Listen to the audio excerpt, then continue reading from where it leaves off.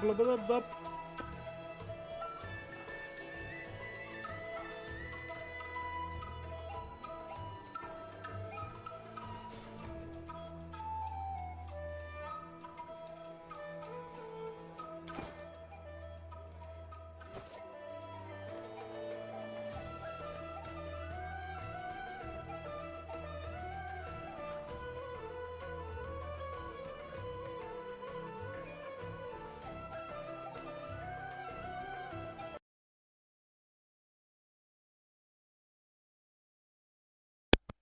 Hello, hello, hello. We are back with Pathfinder.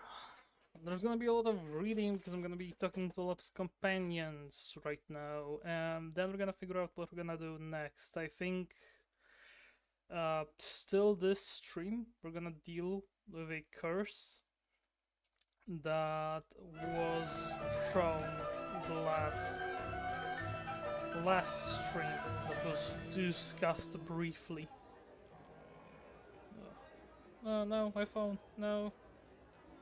Oh, I see. Okay, there we go. My phone fell. Oh, fell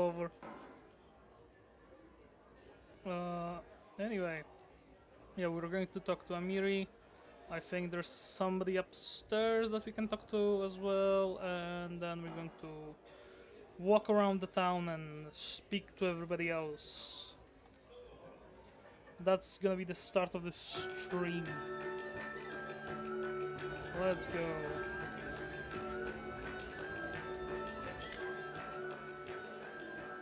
Hey Chief, what's on your mind? Yeah, no, okay. Nothing much to say. Hey, you're the local baron now, right? Congratulations, the Stag Lord was a real bastard.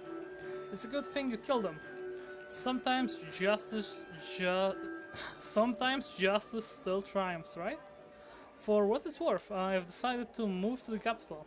Living at Oleg's is horribly boring. But here, I look around. I can feel the rhythm of life. Okay, cool. I thought companions would have something to say about, running the barony now. Either way, J Fall. That was locked, right? Yeah. J Fall greets you with a note. Speak. And I have nothing to speak to you about. So that's good. That's good.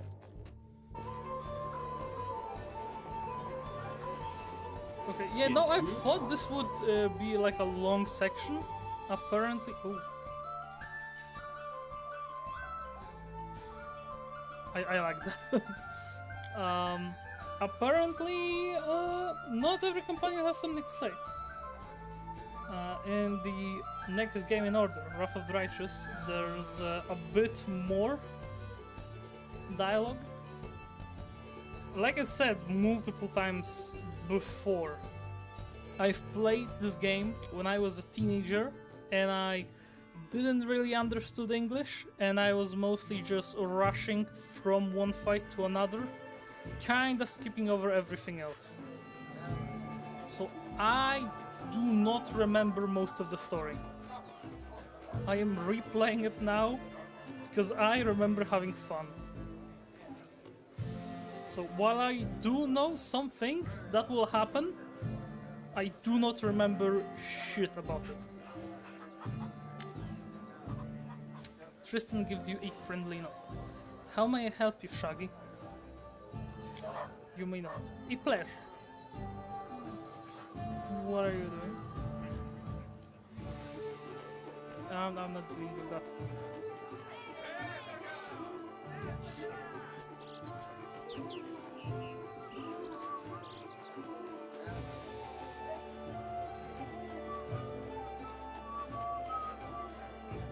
Okay, this looks interesting. Greetings, Valerie sighs. Everything is well, I hope. I'm ready for new orders. Who are you? You see a stout man, suited in well-worn armor. His face is framed with silvery stubble, and his fleshy nose is red and pockmarked. He radiates perfect calm. As you approach, he bows, respectfully and with dignity. Highland, your grace, captain of the city guard. A young dwarf girl salutes you awkwardly. Delia, assistant to the captain, happy to serve your grace. I don't remember hiring a guard captain, or any guards for that matter. I came here from Restov with a dozen of my best guards. By order of Lady Jamandi Aldori, your grace, I hired the rest from among the locals. Don't you worry, your grace. We are now the subjects of the barony. We've sworn to serve you faithfully and loyally, and you can count on us. Besides, we draw our salary from your chests. The captain looks at the female guard, raising his brow, then sighs and looks at you. Of course, every one of us is ready to die to protecting your grace. But there is still some work to be done when it comes to discipline. You know that dwarf author, Baldric Zebras, Garlic Thunders? The name escapes my boneheads used to. The name escapes me. My boneheads used to read his books about guards' duty, right on guard duty. I'll have to teach them a lesson or two. I'd like to learn something about these who serve me. Of course, your grace. I have been a guard all my life. I started a snot-nosed runt in the night watch. Restov is famous. Its fencing schools, young people from all the river kingdoms come to study there. It seems every other person has a sword, and every third thinks they know how to use it better than all the rest. A misspoken word or a drunken fight can quickly lead to a stabbing rampage. That's why there are so many guards in the city, and they don't accept just anyone. Lady Jmandi took note of my achievements and marked me for advancement. That's why I'm here. As for Delia, I found her on the street. About a decade ago, I remember vividly a tiny dwarf girl sitting on the temple steps, dirty-faced, barefoot, feeding a piece of bread to a stray cat. I saw her and my heart missed a beat. The captain looks away. Where she's from, who left her alone, and why? Only Erasteel knows. As she grew, I tried to send her to learn a craft, but who can talk sense into a dwarf? She wanted to be a guard, and that's that. So now I'm teaching her myself. Lucky she has a hand on her shoulders and a fair bit of strength. Head on her shoulders. I misread that. Lucky she has a head on her shoulders and a fair bit of strength. Highland, do the guards have everything they need? There are sufficient mountains and supplies. Fuck me. I should have did some reading exercises before starting the stream. Let's try again. There are sufficient munitions and supplies, your grace. The salary is fair. We've enough to buy toys for the kids and a jug of beer when the shift is done. Of course, the town is growing. It would be nice to expand the ranks, but we can manage that ourselves. I have to go. Have a quiet shift. Cool. Yeah, where the fuck did the guards come from? The priestess or something. Your grace? Yeah, your grace. I am your grace. Harim, are you actually joining me? Or are you, no dialogue and shit, you're just an NPC sitting in my town? Okay, there we go. Okay, with him, we might take a minute, because we never talked to him after rescuing him because he was unavailable for dialogue. Harem pulls his beard, muttering something that could be either prayers or curses. Upon noticing you, he winces. Eh? What? Ah, it's you, Shaggy. Did I startle you? I'm sorry. Oh no, that doesn't matter.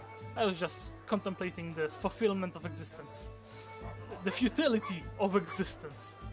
And the worthlessness of the universe. The ways of Gortus are great. My humble mortal mind cannot fully grasp them, but I do what I can. Harim smiles apologetically. Alright, so tell me about your past. Yeah, hope you're ready to spend like 20 minutes here. That's gonna be most of the stream just talking to him. My life is divided into two parts. The first was filled with blind wandering, doubts and attempts to serve Torek. The second part began when I accepted Gortus into my soul and received a clear vision of the world. What exactly would you like to know? Where are you from? My life story began in Larat, a city of dwarven clerics and acolytes. They served Torak and the other dwarven gods, Torak's brothers, Angrad and Mogrim. Torak's wife, Folgrit, his daughter Bolka, his sons, Grundir, Kolos and Frud. And also Torak's sister, Drangvit. Harim curves his lips in contempt. I wouldn't be surprised if they built a temple to Torek's pet dog.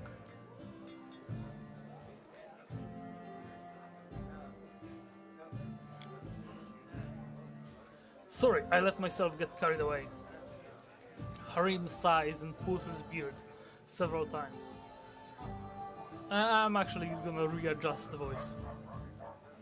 Lord is the second largest dwarven city in the Five Kings Mountains. It's built up around numerous temple caverns, which serve as places of worship for all the dwarven gods. Many pilgrims from every corner of Golorion came to Lord to pray to the gods. Some remain to live there. The city is simply imbued with faith. You can't swing at that cat without hitting a cleric. It's no surprise, inspired by the aura of this city, that I decided as a young boy to dedicate all my efforts to becoming a cleric of Torak. You once tried to serve Torak? Not just tried, it was a burning passion. I craved it by day and dreamt of it at night. Harim shakes his head as if amazed by his own stupidity. You see, Shaggy, from my first days I felt the presence of the god at my back. I heard his whispers and felt his power, though the nature of this power was unclear to me. I thought Torak himself was trying to speak to me, and I did all I could to understand his words. Oh, what a naive fool I was. I had no idea that Torak, the uncompromising, conceited god glamorized by all dwarves, was capable of betrayal. He turned away from me, Shaggy. He left me in the hour when I put all my hopes in him and desperately needed his support.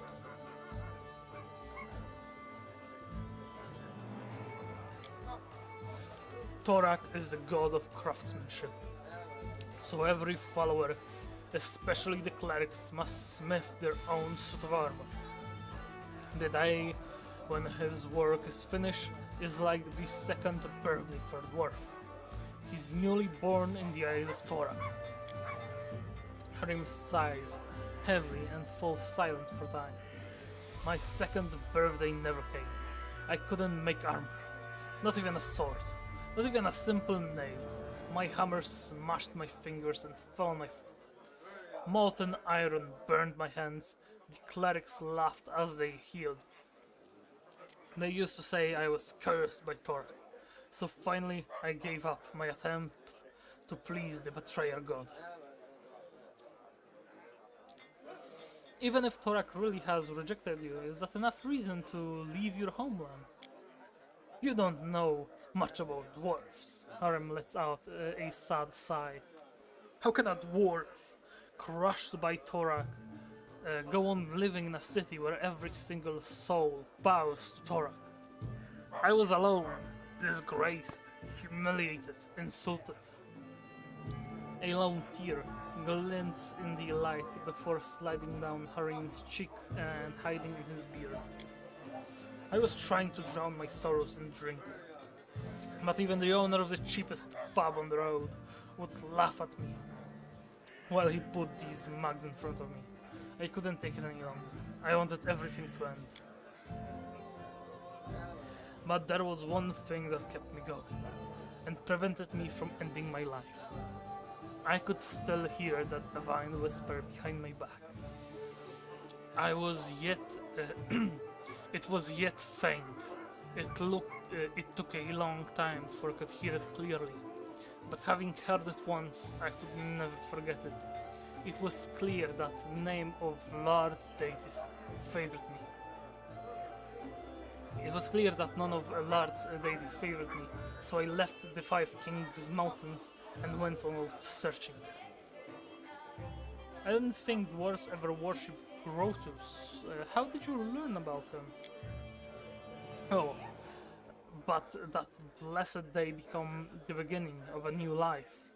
Alone and abandoned by all, I spent many dull hours in a filthy tavern by the roadside. I didn't recall the town, nor even the country. I had no money. In fact, all I had was a hunk of stale bread. I was weary and almost fainting from hunger. And that was the moment when the whisper from my god became more clear. It was like he was calling me. At least my suffering had come to an end. It was a miracle, Shaggy, and I had paid full price for it with my torments.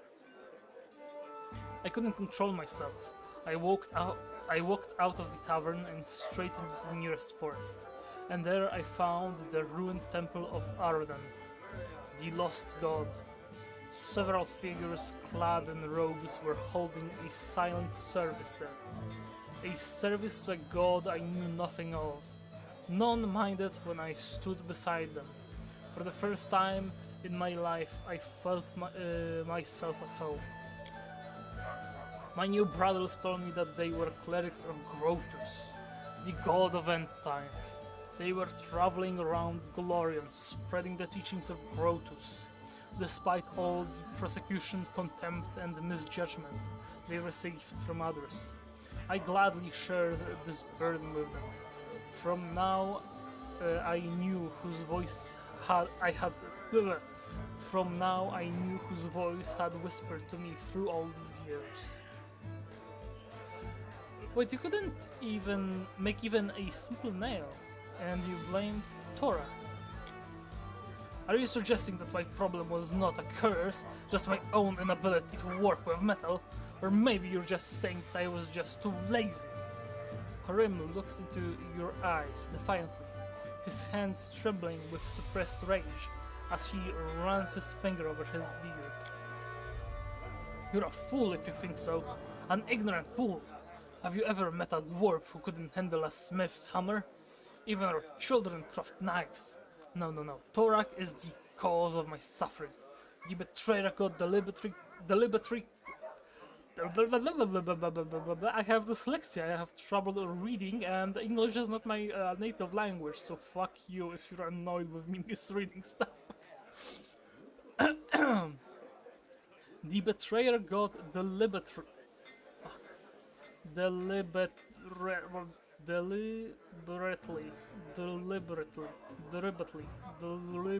Fuck.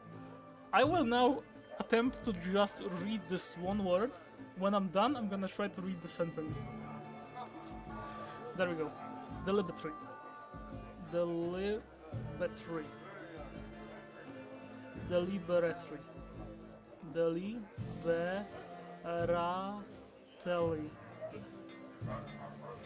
Deliberately. The betrayer got deliberately. Fuck, you can read that fucking word, it's right here. The betrayer got deliberately called. Why can't I pronounce it right? What the fuck? I was saying this shit right before. Like even yesterday, I think I said this word. What the fuck? The betrayer got deliberately.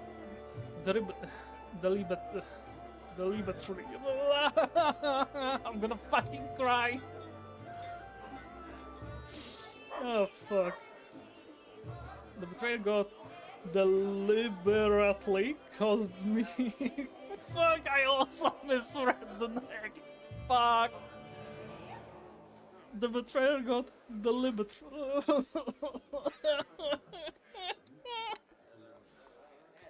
Fuck. The betrayer got deliberately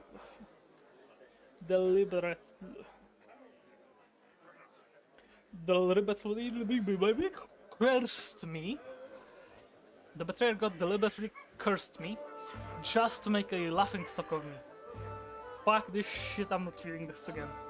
Hrim raises his hand and shakes his fist at someone above.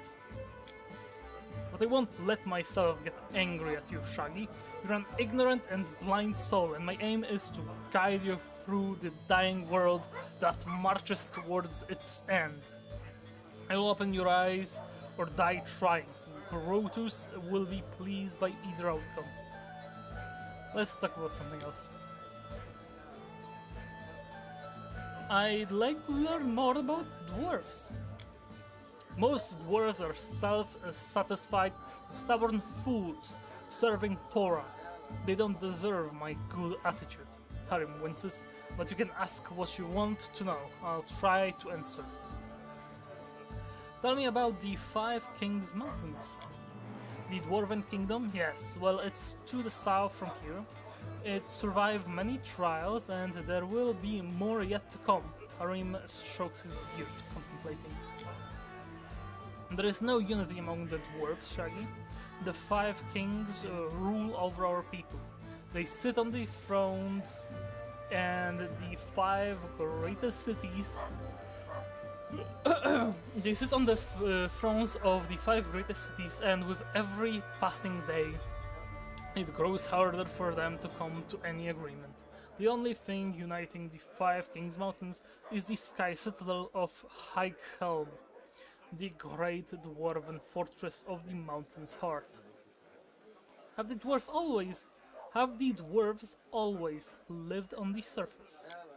Oh no, eons ago all dwarves lived deep beneath the surface, and they did rather well, judging by the historic records. They built fortresses befitting noble dwarves, but our restless god Torak sent us a prophecy, the quest for the sky. He ordered all the dwarves to abandon their fortresses and press upwards, to show their beards to the sun, as they say. This journey was long and bloody. Many dwarves perished on the way. Others turned back, keeping to their ancient strongholds, eventually to turn into evil Dwergar, grey dwarfs. But these who survived reached the surface and founded the Sky Citadels, the most glorious cities in Dwarven history. Tell me about the Sky Cities. Citadels. Bark. They are peaks of creation. Glorious cities built by the ancient dwarves who'd finally reached the surface after many hardships, performing the final labor in their quest for the sky. On the surface of Golarion, Harim's eyes glitter with admiration. They are steadfast, tall, magnificent. They are beautiful. The 10 citadels were built by dwarves, but we've managed to keep only a few. The citadels crumbled, and the orcs, sworn enemies of our people, trampled their blessed streets and ruined the gorgeous palaces of the ancient kings. Harim's eyes grow misty with tears. These were heavy losses and a disgrace to our people, Shaggy.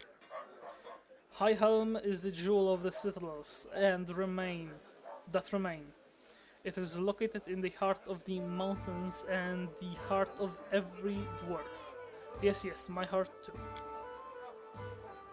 There is a dwarven saying that is an enemy that if an enemy reaches High Helm, every dwarf from all the corners of the world will come to defend it. Rain casts a sad glance at you.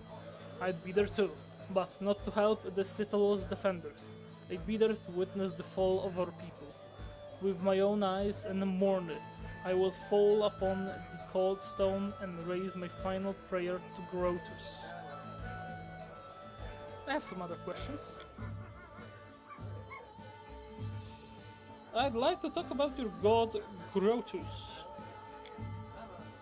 You wish to learn about Grotus? Harim seems surprised and pleased at the same time. Yes, of course. I will answer. Ask you. I will answer. Ask. I will answer anything you ask. Fuck. Yeah, no, the dyslexia is kicking my ass right now. What are Grotus's teachings about in a nutshell? Grotus is the end of all that exists. Harim smiles. He's obviously been waiting for this question.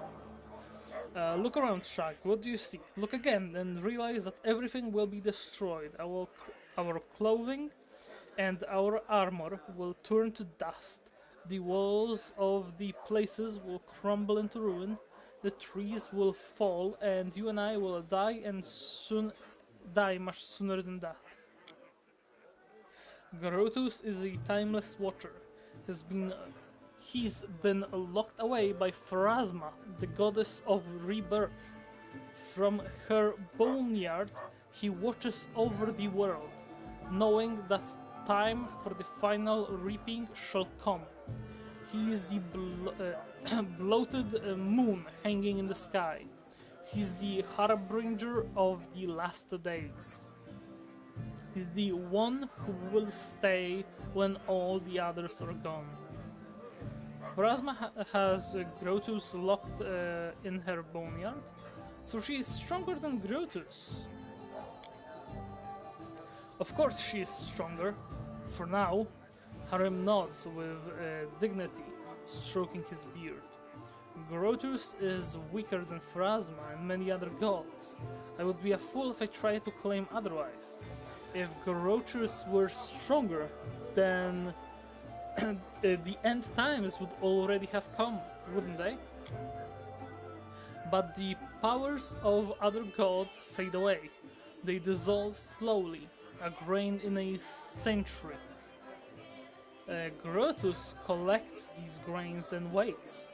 He doesn't need to hurry. He knows that his time shall come. Usually clerics can speak with their gods. What does Grotus say to you? What is his will? Harim shakes his head in resignation. Grotus doesn't speak to his clerics. Actually, Grotus doesn't need any clerics. The dwarf raises his sad eyes to you. He only allows his whispers to be heard, and only by those who are dying to hear them. His words are unclear, but they call to you. His voice comes with the soft rustle of fallen leaves, with the woeful wailing wind at the mountain pass, with the roar of the raging blizzard, and it calls you to strike out and it calls you to strike out on the road, onwards, always onwards, over the pass, over the bridge, and further along. Up ahead, where the edge of the grey robe flashed, and a candle spurted for the last time before dying. Onwards, always onwards, until your feet can no longer carry you. Harim falls silent, submerged in his own thoughts. Thanks for telling me about Grotus. I've learned enough for now. Then let me ask you, what do you think about Grotus?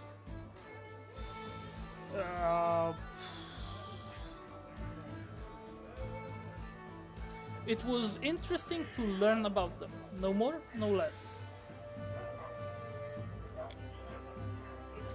Harim nods in contentment. I'll be glad to talk with you about Grotus anytime, Shaggy. After all, that's why I travel in your company.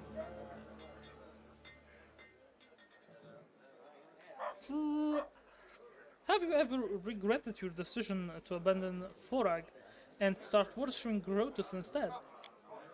Your question might seem offensive, Shaggy, but I am not offended. I realize you ask it because you wish to learn more about Grotus. Harim squeezes his beard in his fist. Then in a moment, he lets it free again. Torag betrayed me, Shaggy. All he's ever done was look down with contempt on all my futile efforts to please him. I crafted armor plates, but they fell apart with a single strike of a fist. I smithed swords, but they broke at the hilt. Thorax priests used to say that such failures were the curse of their uncompromising deity. Why am I yawning every time? Harim's fingers grab his beard with such force that it seems he'll tear a handful of hair out of it. It was Grotus who opened my eyes. He showed me that failure is a manifestation of his will. The end time is near, Shaggy, and every failure is just a step towards it. Excuse me? Thorax's curse is only half the reason for my failure. The only half is the blessing of Grotus. The other half is the blessing of Grotus, which I have born from early childhood. Harim smiles warmly at his thoughts. So, the short answer to your question is no. I've never regretted opening my soul to Grotus. From what I've heard, Grotus doesn't spare the minds of his clerics. They all go insane eventually. Is that true? Ha! Who told you that? I'd like to look that slanderer in the eye. Harim bursts into laughter, but you can't understand what's so funny. You see, Shaggy, sanity is quite a relative concept, Harim says as his laughter recedes. Each of us is certain that he's the sanest creature in the world. Meanwhile, we periodically doubt the sanity of others. So what happens if 2 or 3 people claim that someone else is insane? Does that make it true? Perhaps the accusers have lost their minds themselves. The longer a cleric listens to the whispers of Grotus, the better he comprehends the essences of his designs, and the deeper his understanding becomes. When enlightenment comes, the mind of a cleric ascends to a new level of understanding, which is inaccessible to simpler souls. Is it insanity? This is for you to decide, Shaggy. My decision was made long ago. When I reach enlightenment, I'll accept it with joy and delight. Lawful good would be I'm gonna read it out loud and think about the answer for a moment. Lawful Good would say, honestly, that's just too much. You're a funny dwarf and you have your peculiarities, but to go insane voluntarily, you should give it up before it's too late. Ha! Chaotic neutral. Ha! Well, when you learn Grotus's divine plans, remember to tell me about them. I could use a good laugh. Your eagerness is commendable. I'm gonna go chaotic neutral. Ha! Well, when you learn Grotus's divine plans, remember to tell me about them. I could use a good laugh. Reem seems not to hear the irony in your words. Oh, of course, I will tell you. I will tell you. I will tell everyone. The word of Grotus will lead us forward unto the inevitable.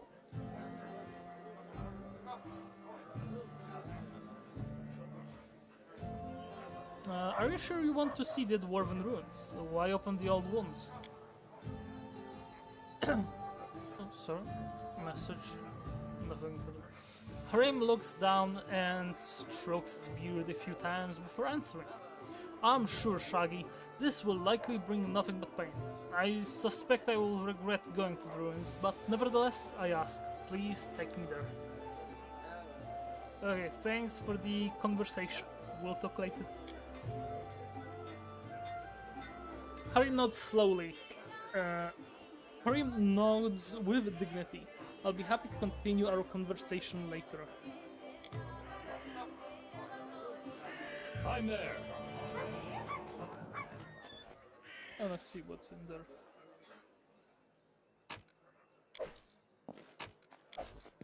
Don't mind me, just your lord grabbing your shit. Yeah. Don't go to the guards, they are paid by me. So they won't do shit.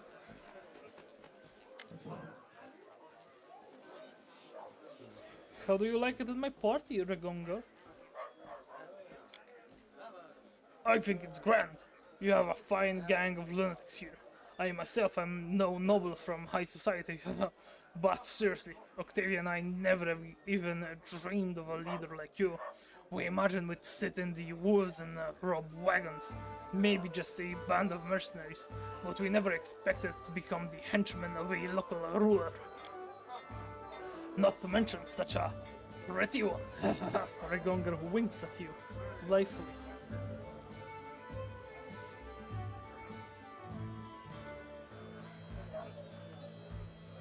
Are you serious? You better not joke like that. If I happen to like you too. If I happen to like you too. Okay. I thought you and Octavia were together. Wouldn't she be jealous? Octavia and I are connected, and this connection cannot be broken. We grew into each other, you know? Jealousy is for weak cowards who don't trust each other and are scared of being tricked. If a knight on the side threatens your love, that just means there was no real love there to begin with. She and I are together, to the end, and we will never part from each other. So, when she likes some lad or some lass, it's no drama to me. I just ask her whether she wants me to leave them alone or join in, and she does the same. No, there is no need to be afraid of my Octavia's jealousy, but beware of her tenderness. Not everyone can handle her.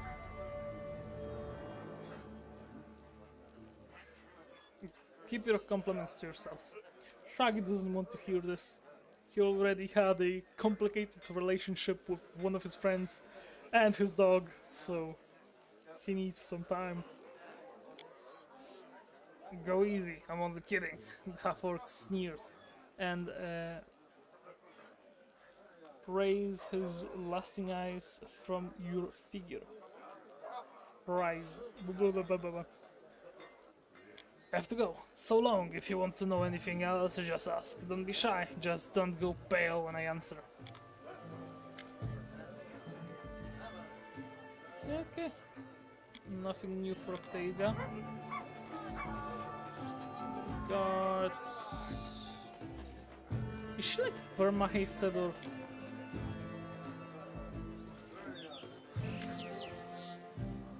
I need to go.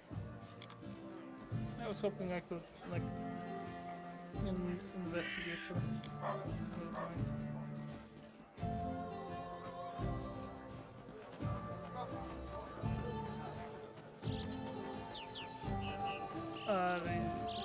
Arcione.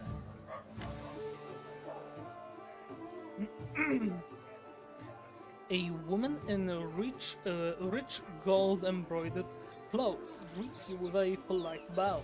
Her eyes, the color of molten gold, shine brightly in her dusky face. Greetings, noble ruler of these lands. My name is Ariosne. I'm a messenger from the Temple of Abadar in Absalom, and I came here assuming the citizens of your young barony could use the services of a priest. What services do you offer? I can sell you various divine spell scrolls. That they are quite useful, even if you don't have anyone in your party who can read them. While you're in this settlement, or indeed any place with a cleric willing to help, you need only open your bag and choose a scroll you wish to cast. I'll be happy to read it for you. However, take care out there in the wilderness. A scroll is useless without someone who can read it. To use a scroll on your journeys, you'll need a spellcaster whose magical training covers such spells, or someone skilled in magical devices. You are an Esmer, if I'm not mistaken. I suppose it's easy to tell, isn't it? Yes, I am an Esmer, though I'm not sure how or when the blood of Celestials appeared in my family. Among all my relatives and known ancestors, I'm the only one who inherited it. I must admit, I am glad this lot fell to me. It draws more attention to me, a useful trait for a priest who wishes to gather a congregation. How did you come to be in my barony? That's a long story and not a terribly exciting one. I was born and raised in Absalom, but I saw little point in staying there.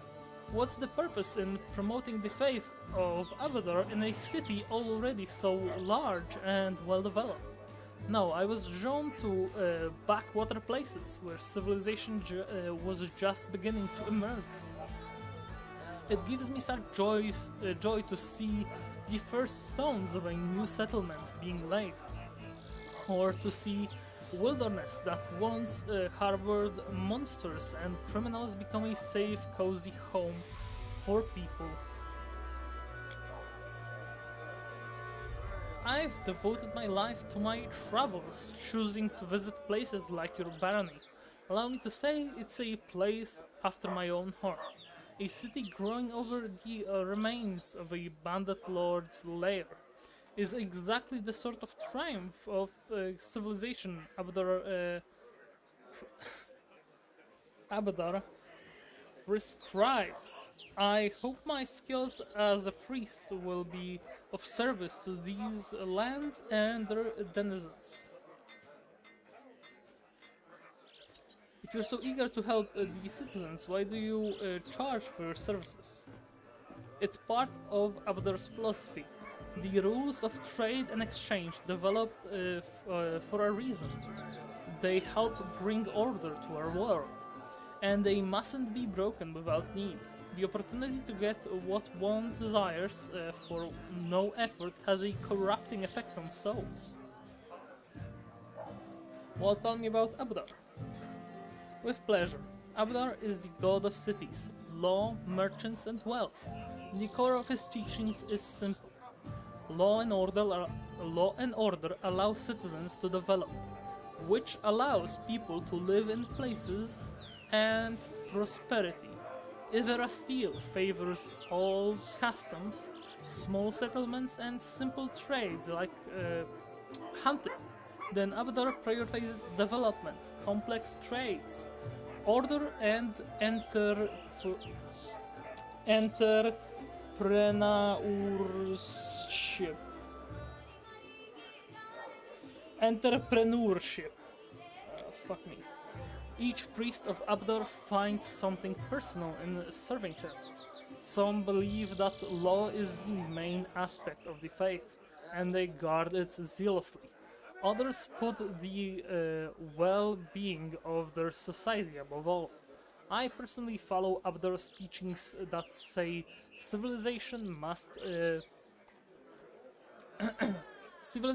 penetrate the wildest savage lands and help people live in comfort and safety. Okay. Interesting. I could use the help of a cleric. Now she has a glaive +1. Cool.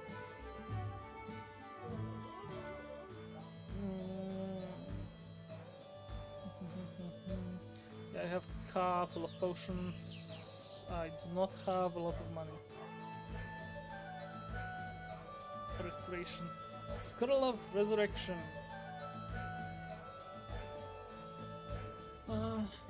Raise Dead.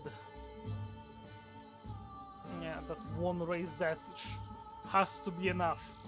Because I don't have enough money to deal with anything else.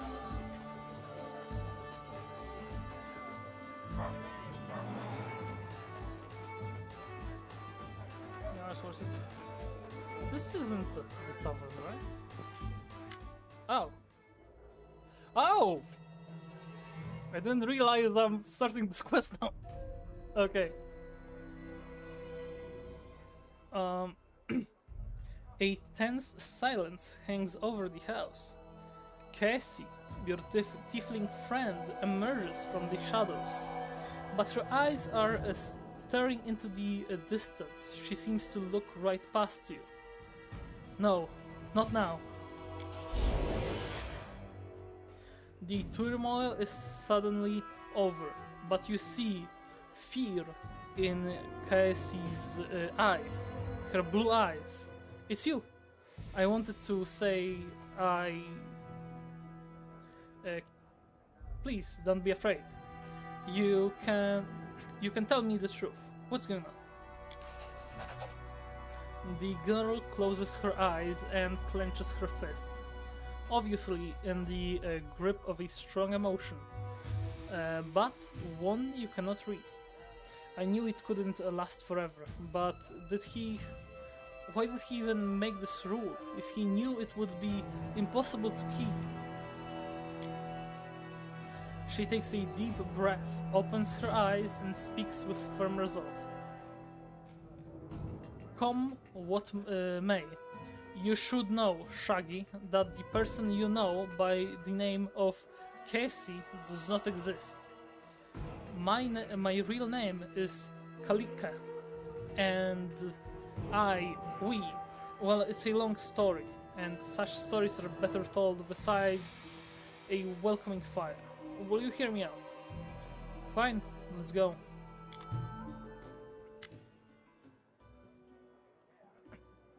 The girl rests her head on her arm and stares off into the distance, lost in memory.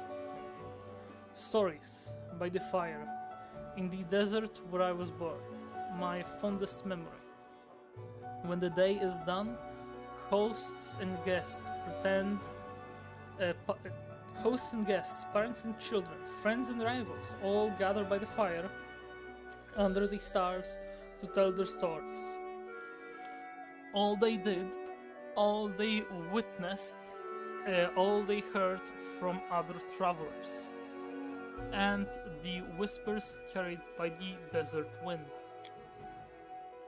My sister and I often snuck in to hear these stories, hiding in the shadows just beyond the circle of light and warmth. We are hellspawn, you see. Tieflings are unwelcome guests in Quadira, unblessed by the light of merciful fuck, I'm gonna mispronounce it. Unblessed by the light of merciful Sarendre. We grew up sleeping in a common tent, scavenging food here and there like orphans, all but outcast and disowned. We were 13 when we left and set off to find happiness in these cities, and everyone we left behind sighed with relief. My sister and I, we are twins, but as different as the sun and moon. My name is Kanaref, which means silent flame. She is fire. Her name is Kanaref, which means silent fire. She is fire, a cold fire, but one that turns everything to ash.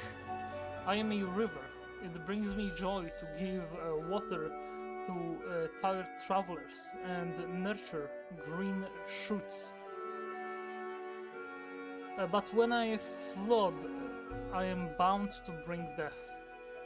The girl's eyes are full of sorrow. Despite our differences, we are one. Our lives belong to divine Nefs, and by his mercy we now live in turns. While one of us is here, the other sleeps in another plane. And when she wakes up, we switch places, just as you just witnessed.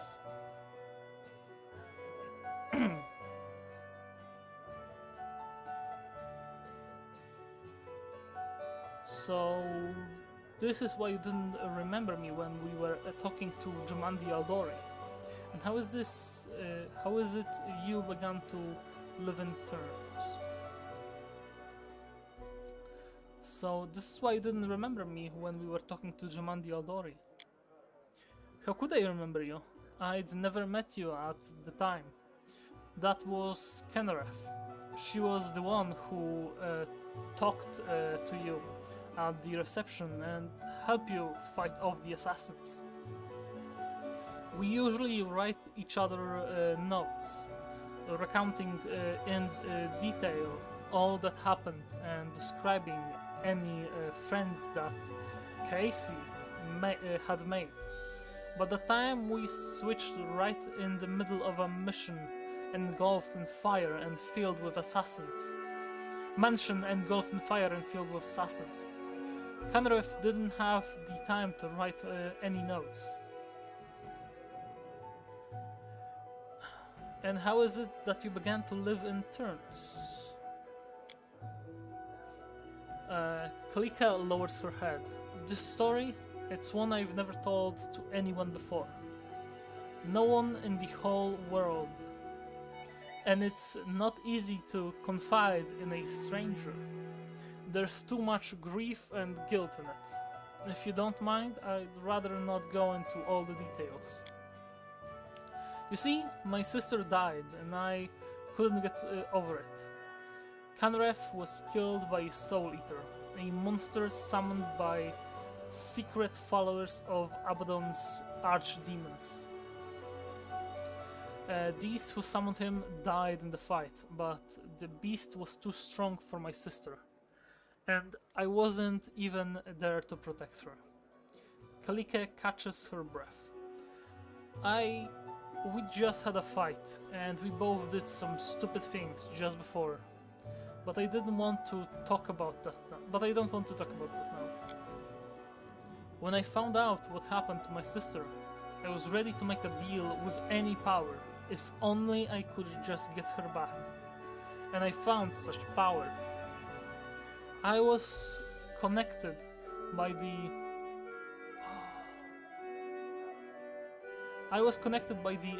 Arkenophian, the herald of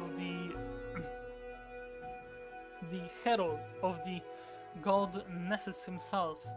She promised she would return Kanref to life, but on two conditions. First, we must both keep the arrangement a secret. Second, we would never be able to meet again, and so our new life began.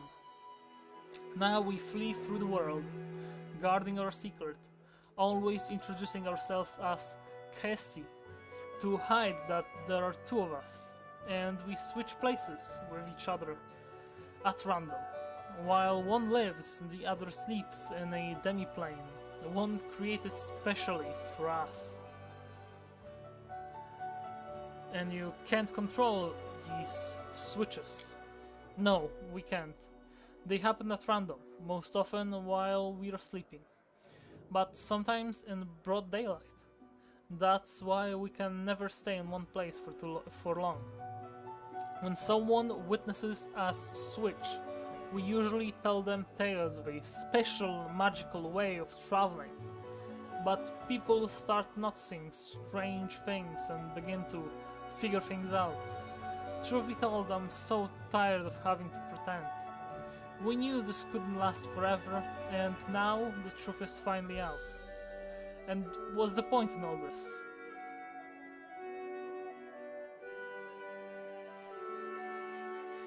You revealed your secret to me. It means you broke one of the rules set by the deity's herald. Yes. Will you make me regret this, Shaggy? I felt you might be someone who could help my sister and me change our fates. What can I do to help? That's actually what I wanted to talk to you about. Kenref was supposed to tell you of an ancient treasury that we'd been looking for. Gold isn't the only thing of value in this place.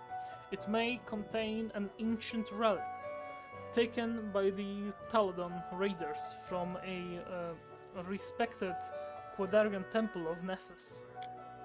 It's an unusual relic called the Disc of the Eclipse. I once heard a beautiful story that it was created from the shadow that hides the sun and the moon. But I didn't think that could be the truth. Nephis is the god of magic, who was once a mortal wizard, and relics from his temples are usually very powerful. There are many among his followers who think that solving the mysteries of magic, even rivaling their deity, is the best way to serve him. One such follower created the disc long ago in the distant past.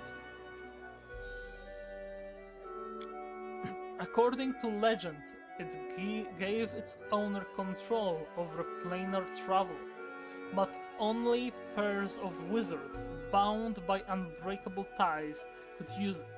While one of them traveled the planes, the other was his anchor in our world, and they could switch between. Do you see now why we so desperately wish to find the disc? It might help us understand how the switch between me and Kenref works, and it should make our divine patron happy. Nephis and his assistants value the desire to understand the mysteries of magic above all else. And how did the disc come to be in the stolen lands? It was brought here by a Taladon from the 5th Army of Exploration. Taldor and Quindara were enemies for ages. Thousands of years ago, a soldier broke into the Temple of Nephis and stole the relic to sell it, or secretly hoard it as an heirloom. Hundreds of years later, his own kin, or the kin of its 100th buyer, brought the disc to these strange lands where the Taldons had come, uninvited as usual, and which they finally vanished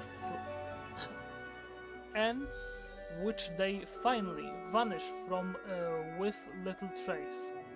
Sometimes history is as intricate a lace, you'd never guess where it began and where it ends. Tell me about the location of the treasury. It was called Sarrowfall. In the chronicle we read, it was once a Taldon town, founded by the veterans of the 5th Army of Exploration. It stood on the shores of a turbulent river. and that was what destroyed it. One night, a terrible flood devastated the settlement, killing many and driving the rest to flee. Only the tower on the cliff remained, which was too high for the flood to reach. Water covered the ruins for a long time, but last year it receded. My friends found a chronicle which recounted the destruction of the city and spoke of the disk of the eclipse which was kept there. They managed to track down the ruins, but were frightened away by the monsters and beasts that roam the area. If Zoink Scoop, if this can help, then I agree. Kalika's sad eyes get a little warmer. Thank you. I will wait for you there at Sorrowfall. And please, let's explore the ruins together. Just the two of us. I don't want to give myself away again in front of your companions. Breaking the Arconophagus conditions once was enough. I have no wish to anger our god. So long. Damn. I like the story. I never played the DLC before, so that's new to me. I really like what I just read, and I'm very interested in actually following through this story.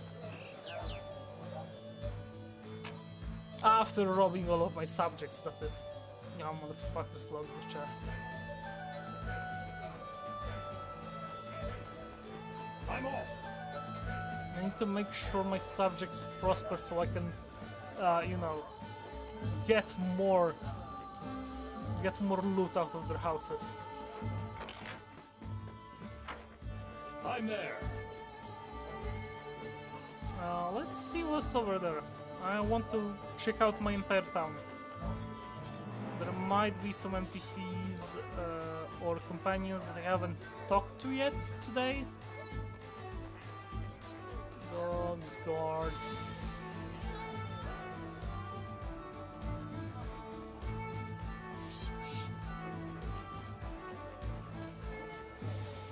In due time. I think I was in this house. No, I wasn't. Okay. It was worth it. Follow if you dare. Worth it, worth it, worth it. Alright, I guess we were in every single house. So let's go back into my little castle. I still might want to talk to somebody in there. I'm gonna check the missions. I'm not going to skip 14 days again. Because fuck me. I'd like if they would just let me set up a thing to happen over 14 days and just roam. Not just auto-skip fucking 14 days. Like, this genuinely got me so fucking pissed last time.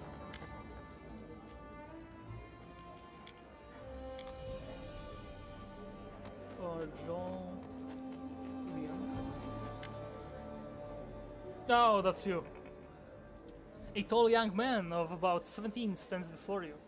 He is athletic and his composure and bearing hint at nobility.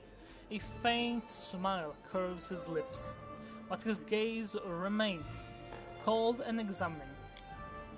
As you approach, Leander stops studying his fingernails, his broad smile revealing brilliant white teeth. Ah, greetings.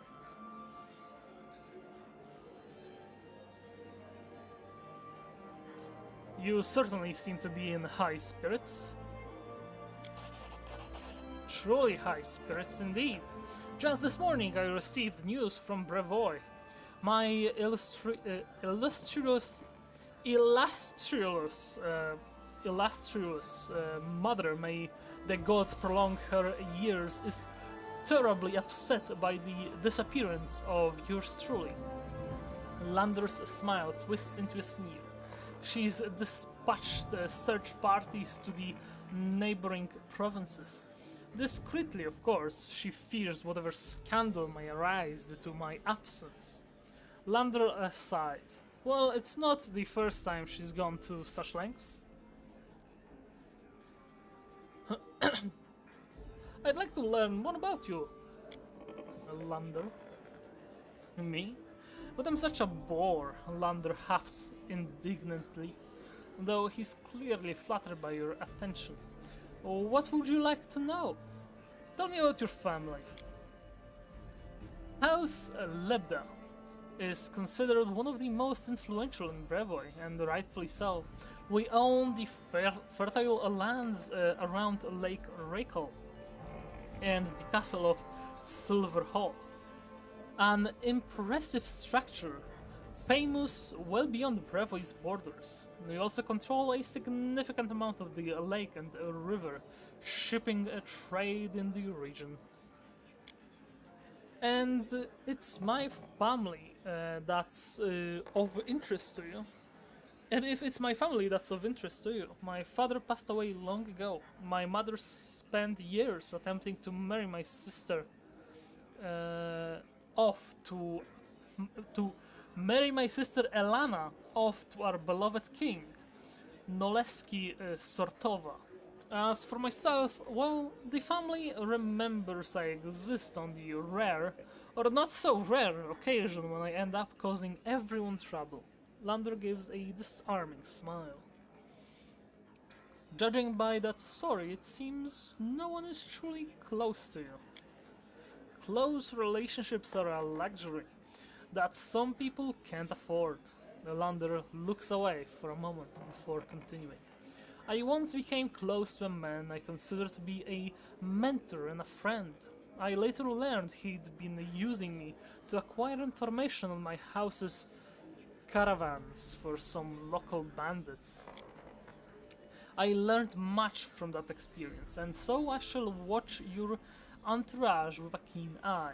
I won't allow any untrustworthy or suspicious people to go unnoticed. You can trust me on that. What do you value most in people? Decisiveness, Lander answers immediately, then adds, well, sensible decisiveness.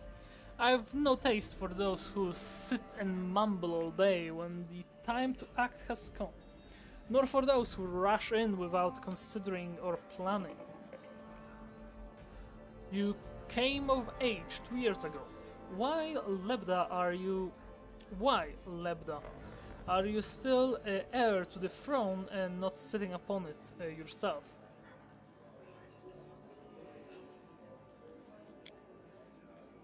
A throne is a curious thing. It owns you more than you own it. My mother bent over backwards to draw me into possession of my father's legacy. But I wouldn't like Lander to. I would like Lander to really see and do something in this world before he becomes Lord Lebda.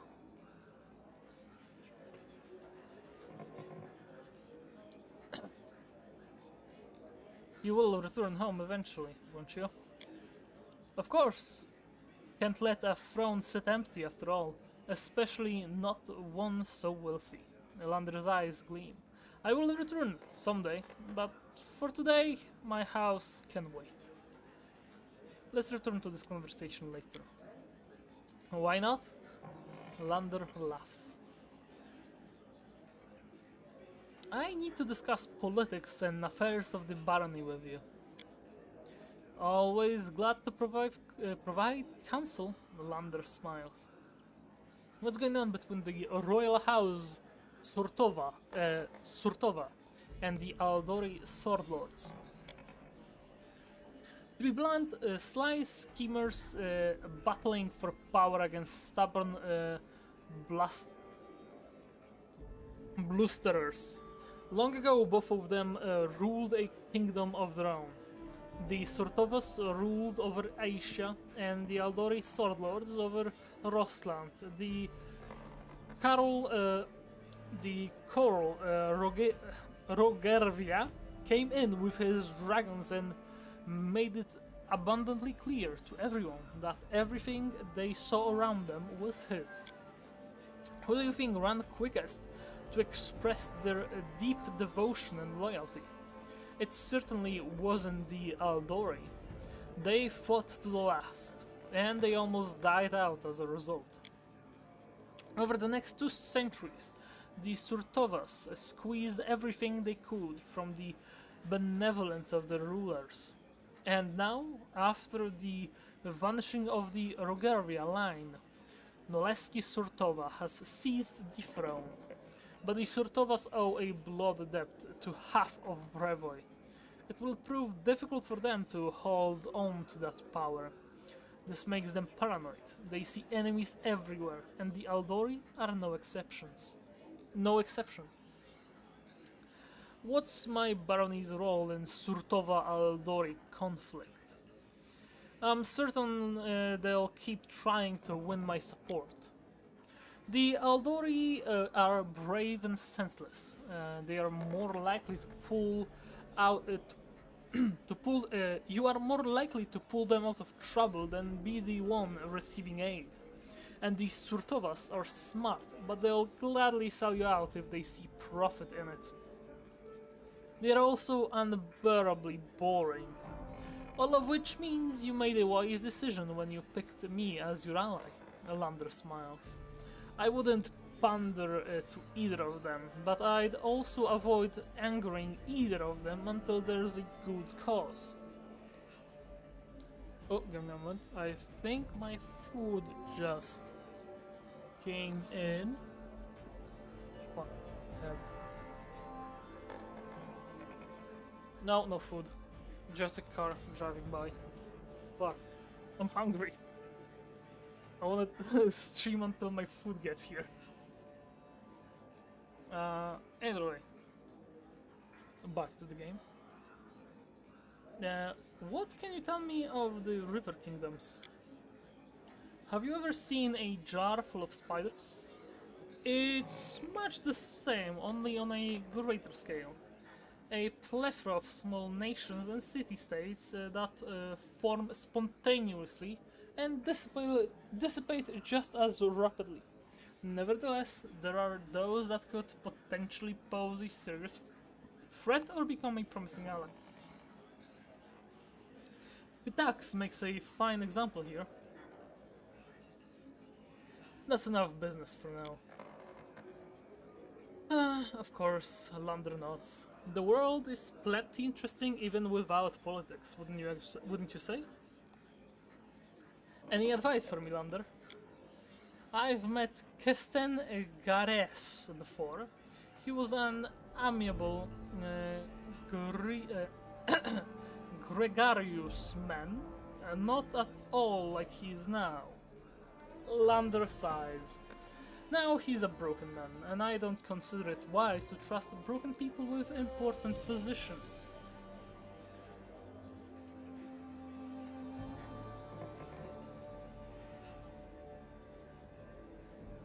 If I decided to entrust you with some part of Barony's governments, what role would you be able to assume? Lander gives you a subtle smile. My abilities are so remarkable that you shouldn't consider me for anything less than regent. We'll speak later. Chest. Personal stash. I'm gonna keep it for now. Dwarven Borax. Okay, I might put this in here. I'm now thinking, do we have a dwarf or can I just sell it? Do we have a dwarf that I would give it to?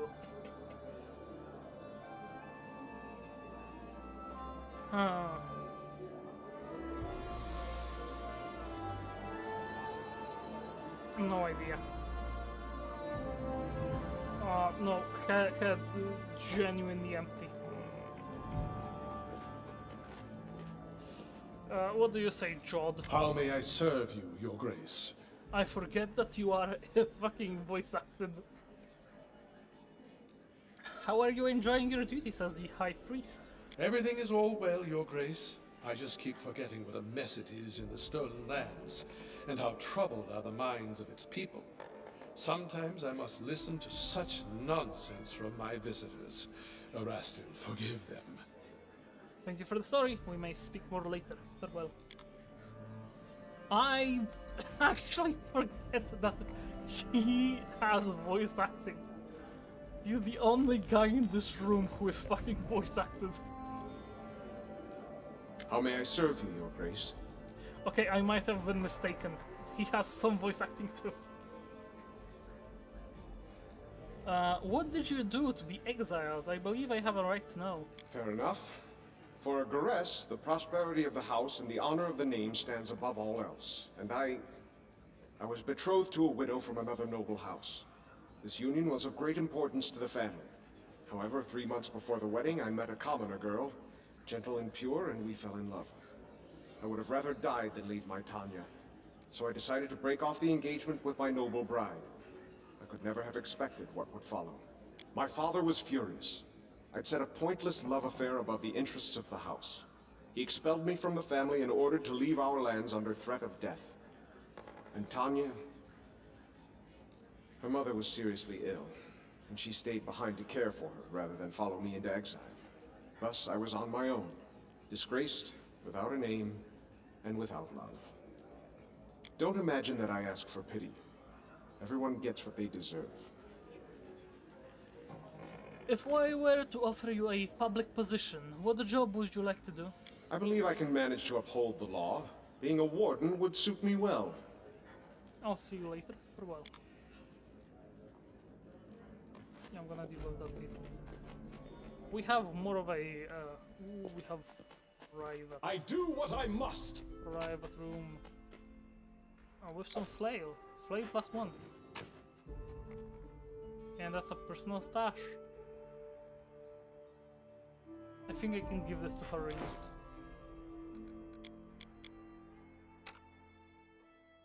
Yeah, Harim used the kind of thing.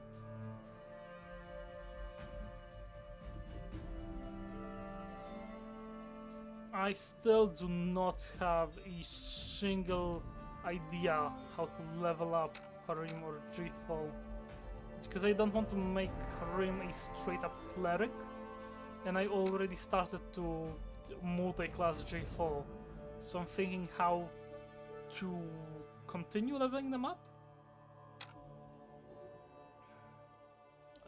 Tristan will be a full-on cleric. Yeah, Valerie will just be standing there in front of me to soak up hits. She already has like 30 AC with a shitload of health.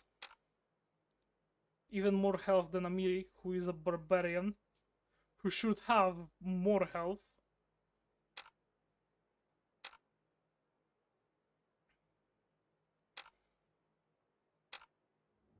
Yeah, anyway.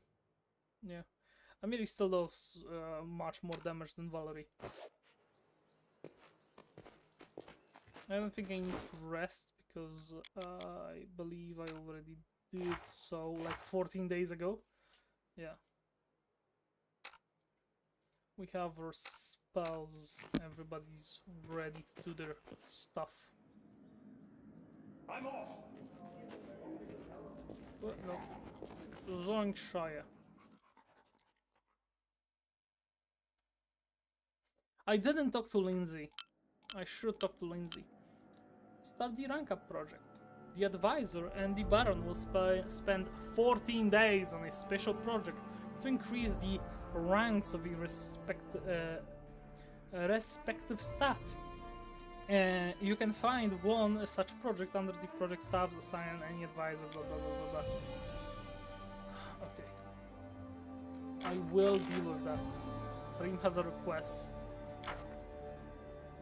Yeah. I'm gonna deal with that. Just wanted to quickly talk to Lindsay. Okay. Anyway, Zongshire events. Yeah.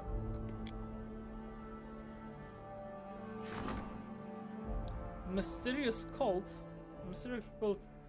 promoting idleness and debauchery has emerged in the region. This deprivation must be stopped. Fucking Slanesh cults in my land. Octavia always strives to solve problems peacefully.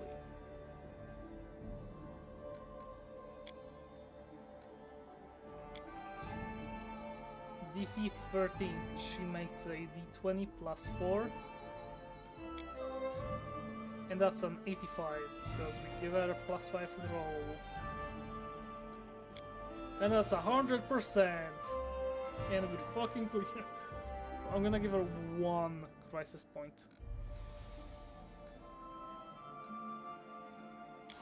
But I'm not going to fucking... I'm going to put her here. And then I'm not going to start the event because this will fucking go on for 14 days. Proposal for the cooperation.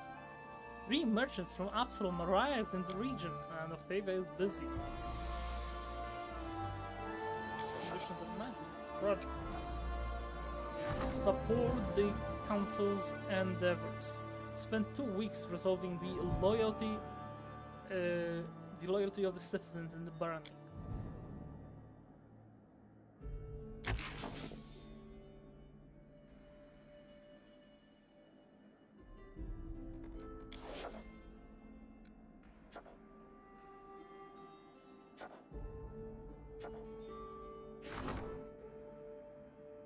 Proposal for the corporations, merchants of the Absalom.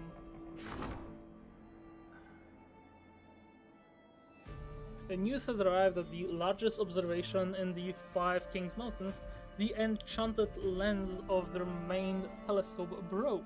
The distraction of such a powerful artifact caused a gust of enchanted wind, which is now moving towards the region of the barony. You should seize the opportunity.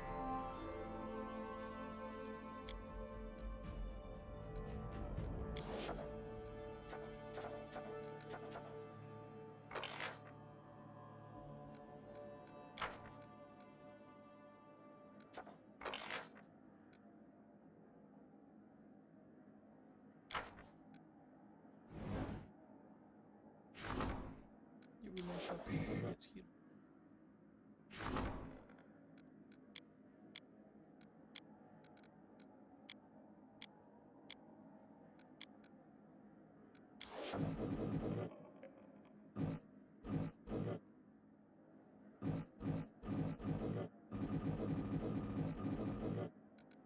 Yeah.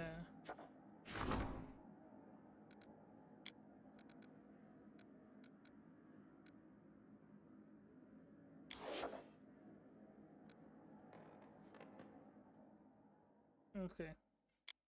I think we should... I think I want to leave this room for a while.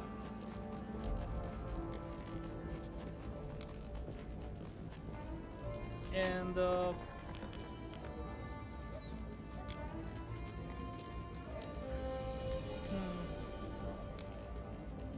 yeah, I'm gonna keep Ragongar instead of Miri for now.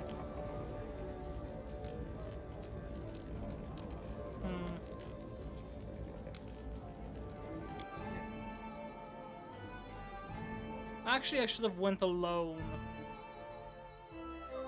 Okay, I'm just gonna open them up to look around for now.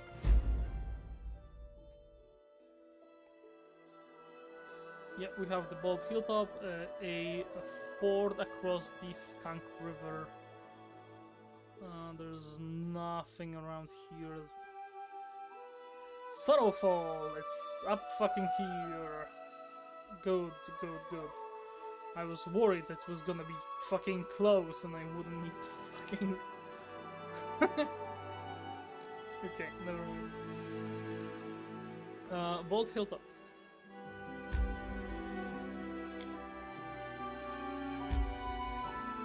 What, 2 hours?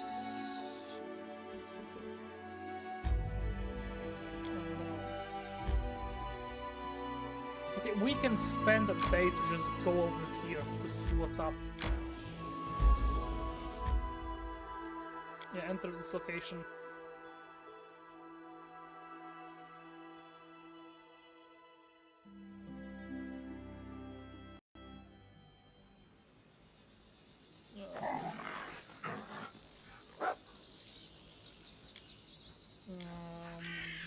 Yeah, there we go.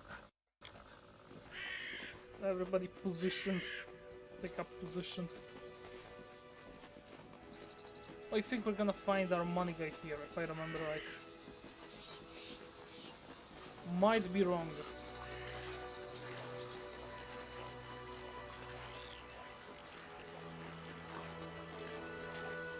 Yeah, no, it's just a peaceful place with nothing wrong. Don't see anything in the area.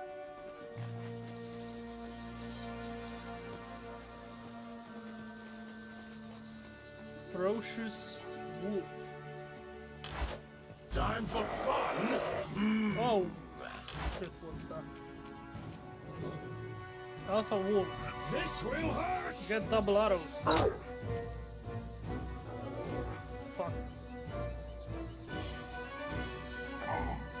That's the lowest damage I can fucking deal. Fuck you, bow. I'm also gonna walk a little closer to be in range. Oh fuck. Oh shit, oh fuck.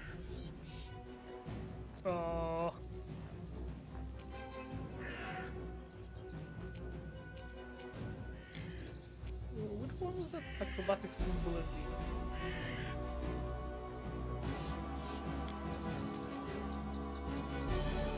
There we go.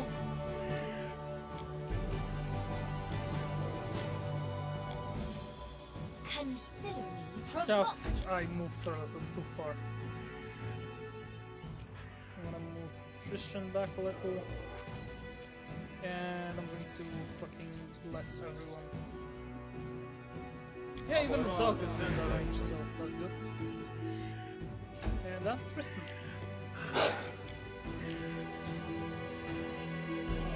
Now we're going to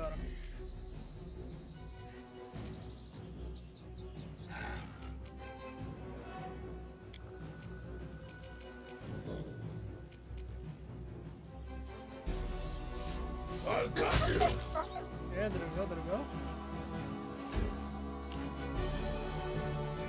Valerie not fighting Let us defensively. strike as one. Scoob, save Shaggy.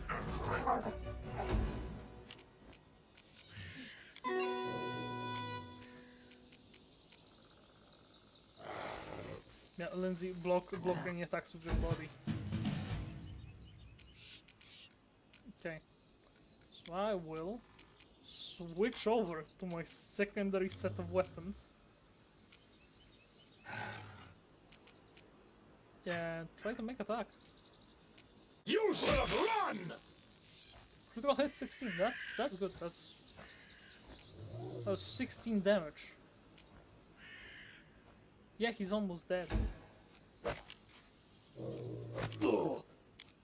Yeah, I'm almost dead. Okay. This is for you. That's 20 damage on him. Doing good. Tristan will finish off this one. Okay, that's good. Gonga will for sure get this one guy off my fucking back. Very good. Die for me! Now Do not Valerie. falter. And Scoob. Oh, finally Scoob is useful again. He has regained all of his lost levels due to my feat I have taken. The Boon Companion. Because when we were Druids, Scoob was our level. When we switched to Ranger, Scoob was like 3 levels behind. So now he's back to Follow being if you full dare. power with us. Ring of protection.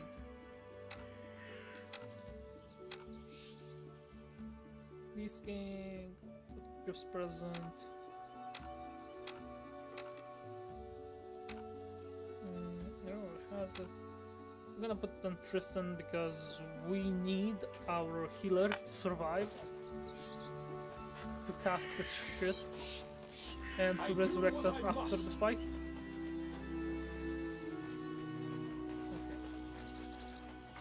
Nothing more here. But there might be something over here. And at least I can end the stream knowing that we were in at least one fight. Let's see what they're made of. What the fuck? Fucking kobolds.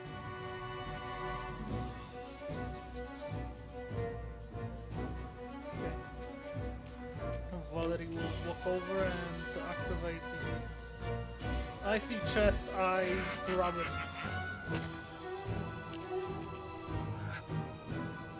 Lindsay.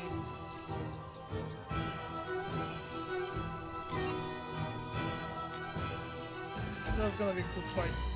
I'm not even gonna... Fuck.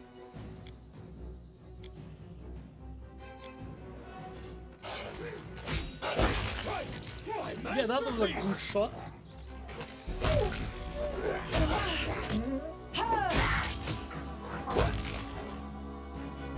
I even scooped them down. A couple of them.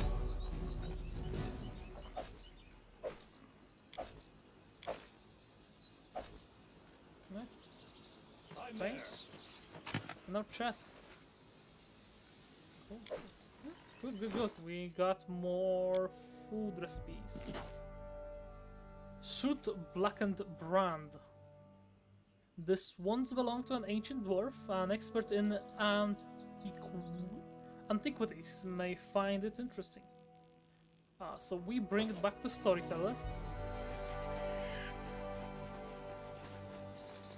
There might also be something here. Yeah, I intend to search this entire map because ain't no fucking way I'm leaving without anything. This loot was already like okay for like a day's adventure. I want to see if there's something actually good in here. I'm off. Okay, we cannot go there. I'm gonna start with going here to see if there's anything on this hilltop.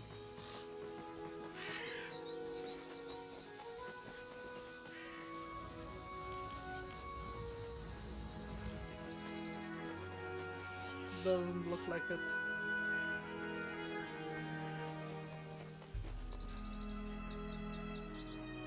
I do Still what I must. gonna have to search it thoroughly.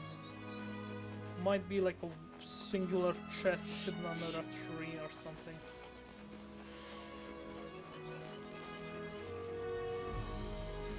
It's always to have loot than to not have loot, so exploration has to be fucking done. At least there were fights now. So it's not just me talking to NPC. I'm not afraid.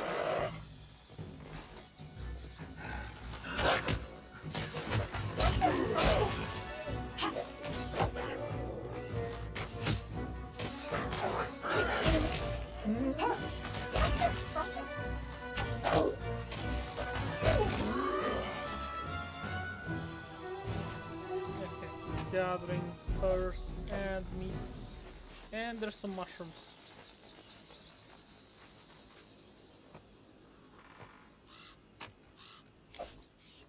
Mushrooms.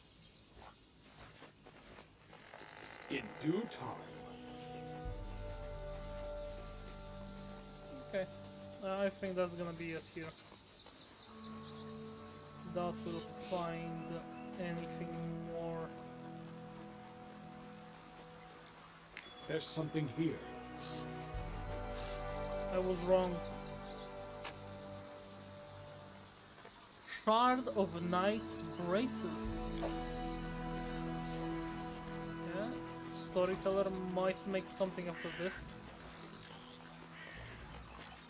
We still are lacking like single piece of this fucking necklace. I'm there.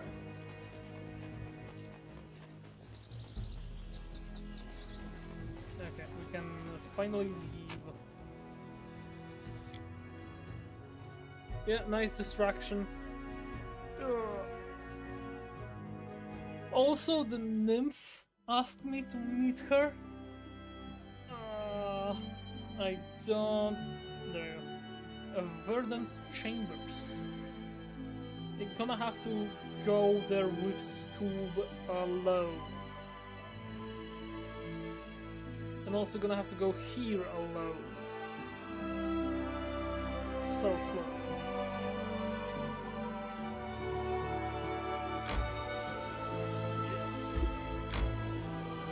So I'm going first back to my own barony, the throne room.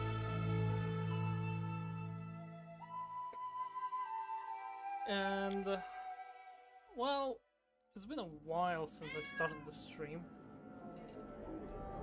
How long exactly? Give me a moment. It's been an hour and a half.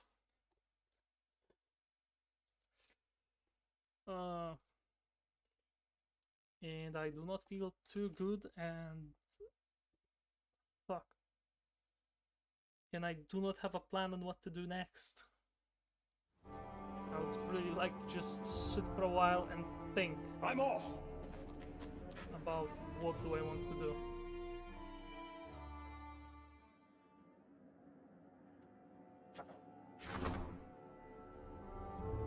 "18 days to solve."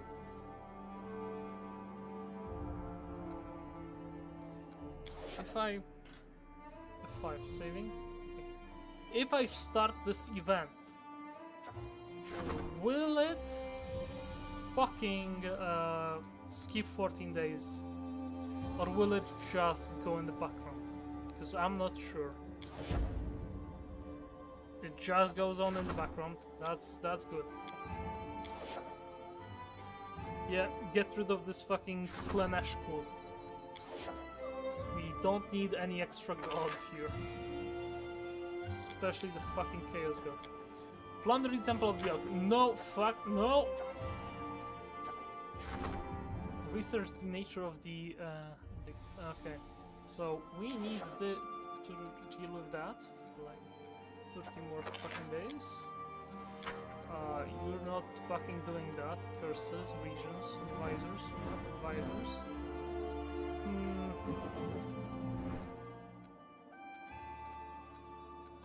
Economy. Village. Rank up. Projects. Rebuild the Temple of the Oak. Yeah, we're gonna need Joe, but he's busy. Village the Temple of the Oak. Sounds good for a priest of Rasteel from Bestov has a strong interest in the Star Gods. Faith.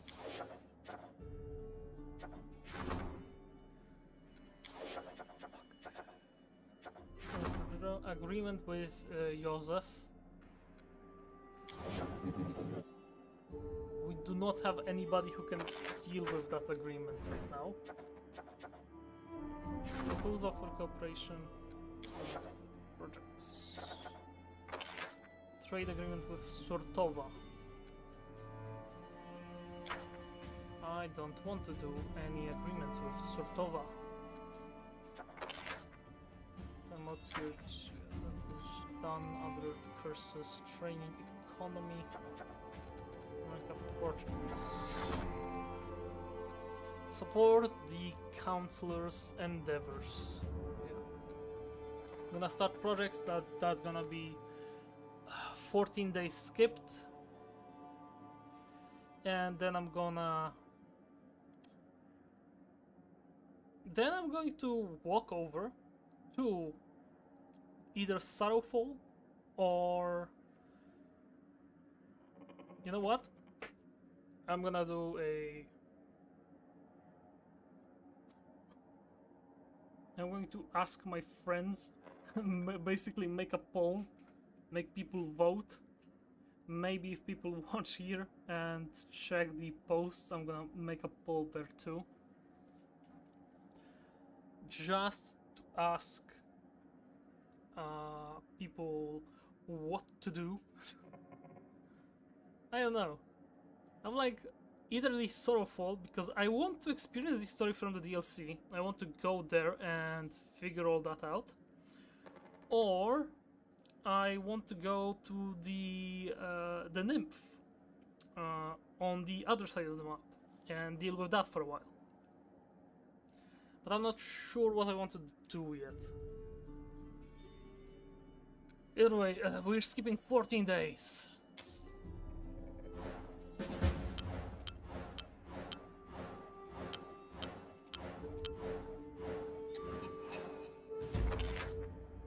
Wow! I fucking love when 5 different tutorials show up at the same time, because I'm skipping 14 days. Event outcome and consequences. Every event can resolve in one of the 4 ways. Disaster. The dice roll is 8 points or maybe below the difficulty level of the event. Failure. The dice roll is up to 7 points below the difficulty level. Success. The dice roll is equal to the difficulty level or up to 6 points above the difficulty level. Or triumph. The dice roll is 7 points or more above the difficulty level of the event. The outcome may affect the barony's state. There are 2 types of events, problems and opportunities. If a problem event ends with failure, it decreases your stats. If it ends with a success, it has no effect.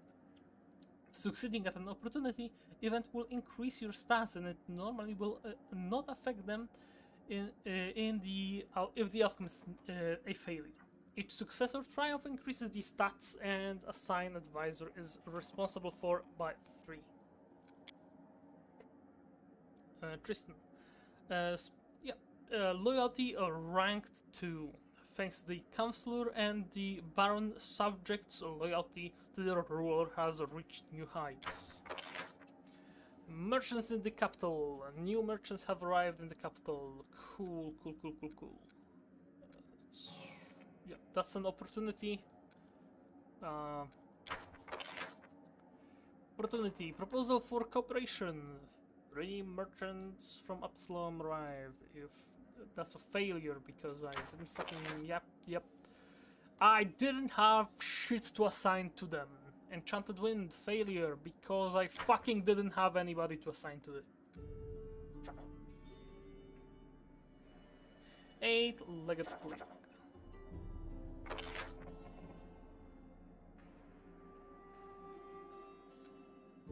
That was an opportunity. That was an opportunity. That was an opportunity as well.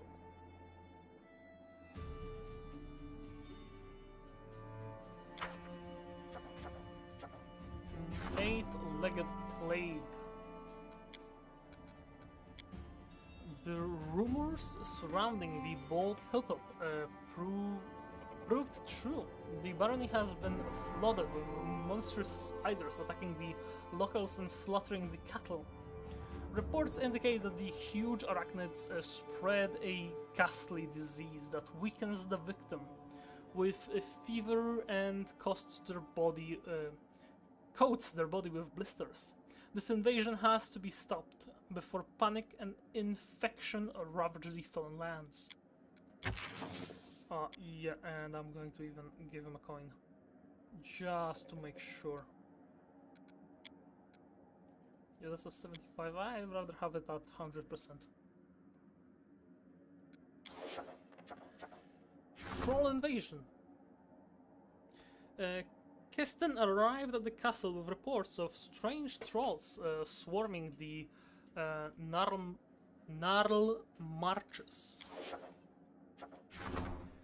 Trade taxes. Some half-elf trading a fabric in the capital discovered a loophole in the law which made it possible to avoid paying most taxes. The news spread quickly through the Merchants Guild. Measures should be taken immediately, or the treasury will take a loss. Fuck. Troubled lands. This area of the barony is said to be a breeding ground for bandits, brawlers, and cutthroats. Perhaps one of your advisors should set aside these rumors and assure the people that the guard is able to protect them. Oh, Ragongar. Thank fuck. Okay. Trade taxes. We don't have the fucking money guy. Fuck. We need a money guy. But for sure, we're gonna start this for a Gungar. I think I'm gonna start this too. Just for... And should have done it before 1st of Rova. We are at 2nd of Erastus, so we have about a month, I think. I don't remember the month. This is 9th, this is 7th, so we have some time to deal with this. To that point, Tristan will be... Requires 1 day to solve it, okay. So Tristan will deal with that. Then we can reassign him to do the tax thing. And I guess we're going to have to figure out we're going to have to figure out somebody to deal with money problems. And now we can attend to people that came here to discuss shit with me. Oh, he's not voice acted anymore. Fuck. Your Grace, Keston has a... Your Grace, Keston has a troubled look on his face. I fear there's another matter that requires your attention. There have been reports, many of them, from settlements across the Gnarl Marches. There are trolls in the forest, seemingly hordes of them. Rumors claim they are more than the typical savage beasts. They almost seem to show reason and tactics. They form groups, attack all at once, plunder the villages, and carry away the peasants. Even stranger kobolds have been spotted among their ranks, when usually they would be attacked on sight. Keston falls silent for a moment. I'm not certain any of this is reliable. Fear builds mountains of molehills. Mountains of molehills. Some of the rumors even say these trolls carried torches and burned down houses, seemingly unafraid of open flames. It's entirely possible the rest of the reports could be exaggerated as well. In my language, there is no saying that goes, building mountains out of molehills, but there is Zigwy robić widły, Zigwy widły, which basically means making a pitchfork out of a needle. Yeah, I like our version better. The common folk will hardly heed any simple extortion. Some will need to go to the Gnarl Marches to investigate the matter. I was considering the matter when it hit me. What if we were to take on this investigation? What if you were to take on this investigation yourself, Your Grace? Lawful neutral. A baron's duty is to his people. I'll head south and look into the situation. Chaotic neutral. You believe trudging through swamps and chasing around to be a part of Baron's duties? Yeah. A Baron's duty is to his people. I'll head south and look into the situation. Thank you, Your Grace. Keston sighs with relief. When you decide to go, please remember that trolls can only be killed with fire or acid. Trolls who didn't fear fire? That sounded terrible, and dangerous, and terribly dangerous. If we couldn't rein them in, our young barony would be eaten up in a snap. So, yeah, welcome to the next act of our freaking adventure. We're gonna be dealing with some weird ass fucking trolls. I'm gonna check the table real quick. No, I'm not checking the time I was live. Is my avatar working or did they break it? No, okay, it's moving them off. It's all good. Na na na na na na na. Yeah, troll invasion. The visitor has met with Baron. Military +1.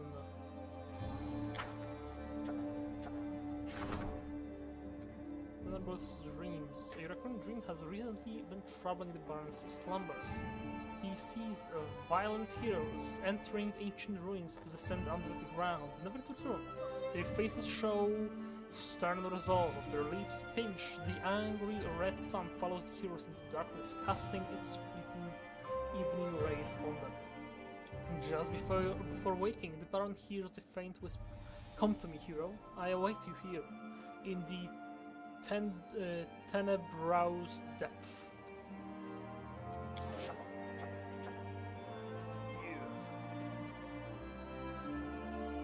Okay, we don't have anything extra. We still do not have any money, guy.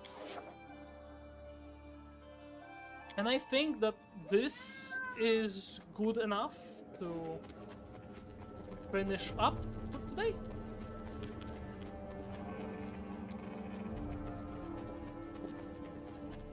I think we're gonna talk to Storyteller and that's gonna be the end of the stream. We did all the cleanup and talked to everyone.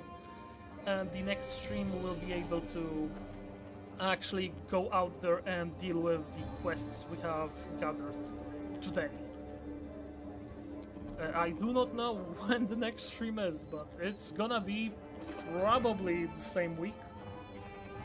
I have been much more busy than I expected to be these past 2 weeks, so yep.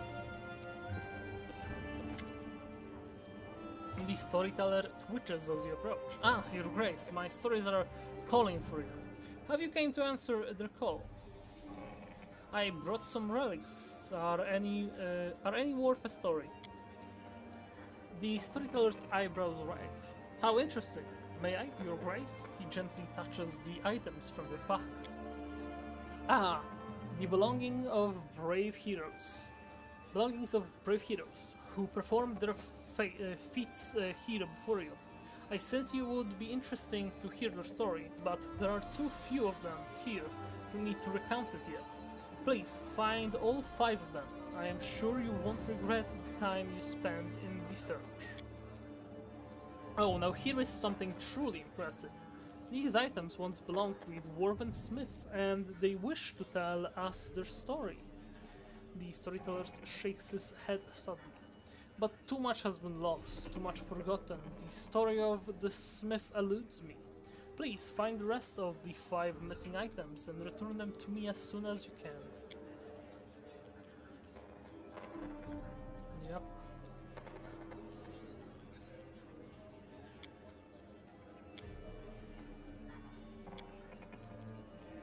Oh. This scorched piece of metal is part of a Pierce's artifact known as the Necklace of Double Crosses. Yeah. These shards, they were once part of the Forest Knight's braces.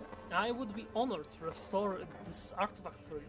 The braces would serve you well for a long time and we could uncover their story. If you manage to collect all 10 shards and bring them to me.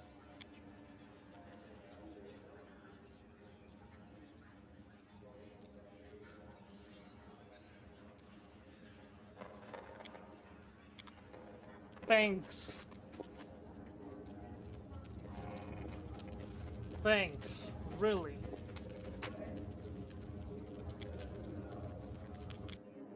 I'm gonna keep the Steam for now. And we're off.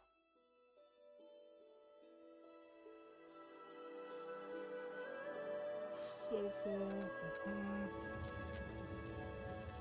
Tower. Verdant Chambers. I'm gonna go to the Verdant Chambers first, and then to the Sorrowful. That is what I have decided. Now we're saving, and since it's the save, whoop! Oh damn! Everything escaped.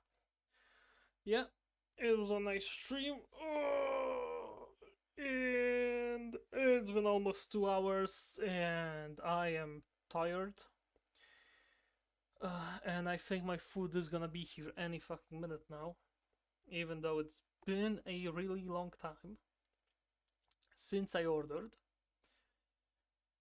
But anyway, thanks anybody who watched this, as always. Hope you're doing good out there, everyone. Yeah, that's gonna be it for now.